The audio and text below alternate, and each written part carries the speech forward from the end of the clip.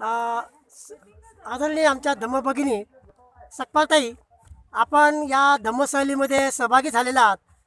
या संस्थेचं नाव आहे सुखरूप भरारी धम्मसहल संस्था.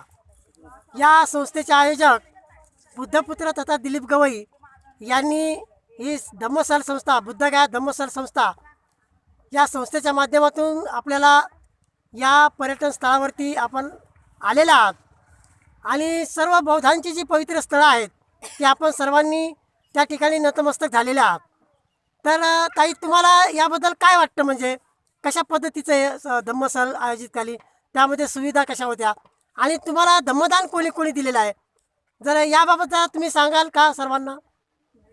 विश्वाला शांतीचा मार्ग देणारे महाकरुणी तथा गौतम बुद्ध, तसे भारतीय घटनेचे शिल्पकार महामानव परमपूज्य डॉक्टर बाबासाहेब आंबेडकर यांना माझे पहिलं पंचप्रणाम.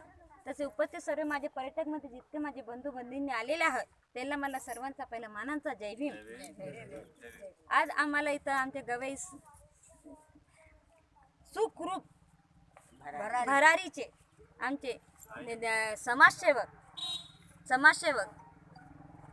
दिलीप गवई साहेब, आज यांच्यामुळे आम्हाला जे काही आमचे बुद्ध स्थळ आहे ते बघण्याचा शुभ अवसर प्राप्त झाला.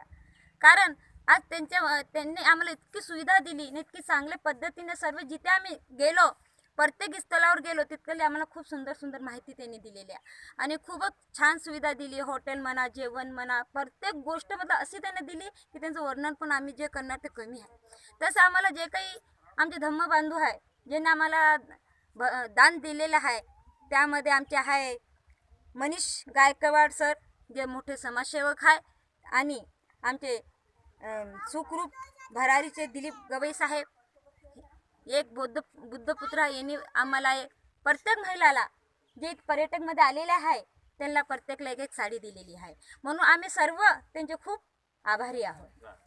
तसेच आमचे अरविंद खरात समाजसेवक यांनी पण आम्हाला प्रत्येक पर्यटकाला एक एक शाल दिलेली आहे, म्हणून आम्ही त्यांचे पण आभार प्रगट करतो. अशा प्रकारे शालमध्ये येऊन आमच्या मनाला खूप शांती आणि समाधान वाटले. असं वाटतं जीवनामध्ये आम्ही काहीतरी जे अजूनपर्यंत बघितलं नव्हतं आणि पाहिलं नव्हतं ते आज आमच्या जीवनामध्ये आम्ही बघितलेलं आहे. आम्ही खूप आम्हाला समाधानी झालेलो आहे.